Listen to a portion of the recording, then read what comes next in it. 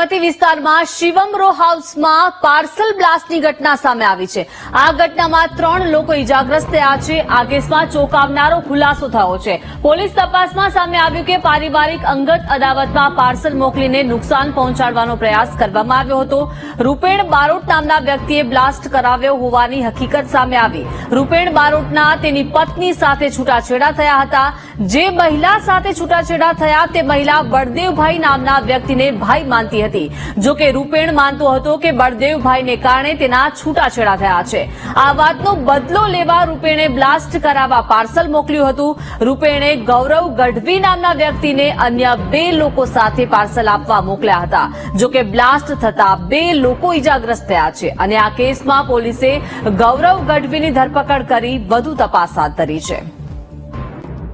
વધુ માહિતી સાથે સંવાદદાતા અનિતા લાઈવ જોડાઈ ગયા છે। અનિતા, અમદાવાદના સાબરમતી વિસ્તારમાં જે પાર્સલ બ્લાસ્ટની ઘટના સામે આવી છે, આ ઘટનામાં પારિવારિક કંકાસ જોવા મળી રહ્યો છે, પરંતુ સવાલ એ થઈ રહ્યો છે કે આ બ્લાસ્ટ કઈ રીતે, કયા પદાર્થ, ક્યાંથી પદાર્થ આવ્યો અને આરોપીઓની પહેલેથી પ્રી પ્લાનિંગ હતી કે શું હતી, શું વિગતો?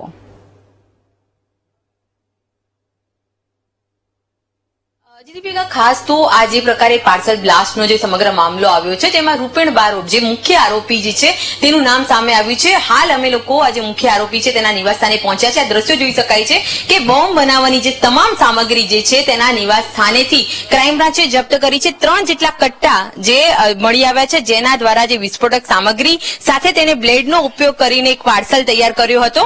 પાર્સલ બનાવવા માટે જે જરૂરિયાત જે વસ્તુઓ હતી, જે તમામ વસ્તુઓ અને જે ઉપકરણો છે તેણે લાવ્યા હતા। આ દ્રશ્યો જોઈ શકે છે કે આ રૂપેણ જે બારોટ છે તેનું ઘર છે અને તેના ઘરે એક બોમ્બ બનાવવાનું એક ફેક્ટરી જે બનાવી દીધી હોય તે રીતના અત્યારે જોઈ શકાય છે, સામગ્રી જોવા મળી રહી છે।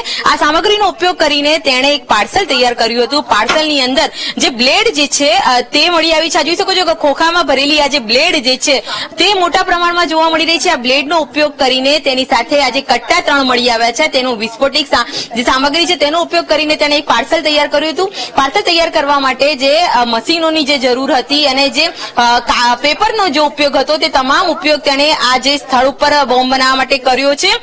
ખાસ તો રૂપેણની વાત કરીએ, રૂપેણ બારોટ પોતે બુટલેગર છે। ભાભર અને મહેસાણા વિસ્તારમાં તેની વિરુદ્ધ અનેક ગુના દાખલ થયા છે, પાસા પણ કરવામાં આવી હતી। અને જ્યારે બળદેવ જે સુખડિયાની વાત કરીએ તો તે પારિવારિક સંબંધ ધરાવે છે, કારણ કે આ જે મુખ્ય આરોપી જે રૂપેણ જે છે તેની પત્ની હેતલ તેને માનીતી બહેન જે બળદેવભાઈએ બનાવી હતી અને જ્યારે પાસામાં આજે રૂપેણની મદદ કરી ન હતી છોડાવવામાં, કારણ કે બળદેવ પોતે હાઈકોર્ટની અંદર ક્લાર્ક તરીકે ફરજ બજાવે છે, પરંતુ તેને મદદ નહીં કરતા આજે આખું કાવતરું ઘડાયું હતું। અને જ્યારે રૂપેણે હેતલને છૂટાછેડા આપી દીધા હતા, કારણ કે પોતે બુટલેગર હતો અને તેની અદાવત પણ ચાલી રહી હતી, છેલ્લા 1.5 માસ પહેલા તેને ધમકી પણ આપી હતી। અને આ સમગ્ર જે કાવતરું જે છે તે બળદેવ સુખડિયાને મારવા માટે અને તેના હત્યાના પ્રયાસ માટે ઘડાયું હોવાનું હાલ તો ખુલ્યું છે। આ તો ક્રાઇમ બ્રાન્ચે ઘટના સ્થળેથી 3 કટ્ટા અને જે વિસ્ફોટક સામગ્રી જે છે તે કબજે લીધી છે અને રૂપેણની ધરપકડ માટે તપાસ હાથ ધરી છે। જી, રૂપેણ બારોટ નામના આ વ્યક્તિએ આ બ્લાસ્ટ કરાવ્યો, ત્યારે આ જે બોમ્બ બનાવવાની સામગ્રી છે આખરે ક્યાંથી આવી અને હવે પોલીસ કઈ દિશામાં તપાસ કરી રહી છે?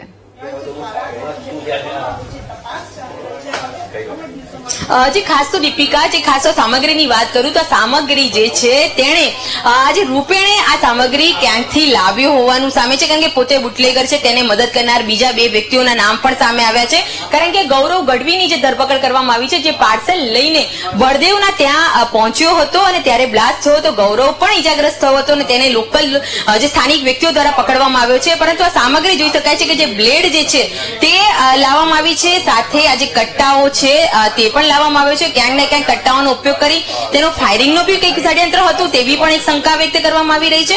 પરંતુ જે પ્રકારે તેને બ્લાસ્ટ કર્યો છે અને બોમ્બ બનાવ્યો છે, કહેવાય છે કે જે બેટરી બ્લાસ્ટ કરવામાં આવ્યો હતો, એક બેટરી બનાવવાનું ઉપકરણ તૈયાર કરવામાં આવ્યું હતું અને આજે રિમોટથી આ બ્લાસ્ટ કરવામાં આવ્યો છે, તો ખૂબ જ મોટું ષડયંત્ર આ જે વ્યક્તિએ કર્યું છે। તેની સાથે જે 2 વ્યક્તિઓ જે છે જેણે તેને મદદ કરી છે આ બોમ્બ બનાવવામાં, એ 2 વ્યક્તિઓ કોણ છે અને કેટલા ટાઈમ પહેલા બોમ્બ બનાવ્યો છે, આજે જે ષડયંત્ર માટેની જે કહી શકાય સામગ્રી જે અત્યારે તેના નિવાસ સ્થાનેથી ક્રાઇમ બ્રાન્ચને મળી છે.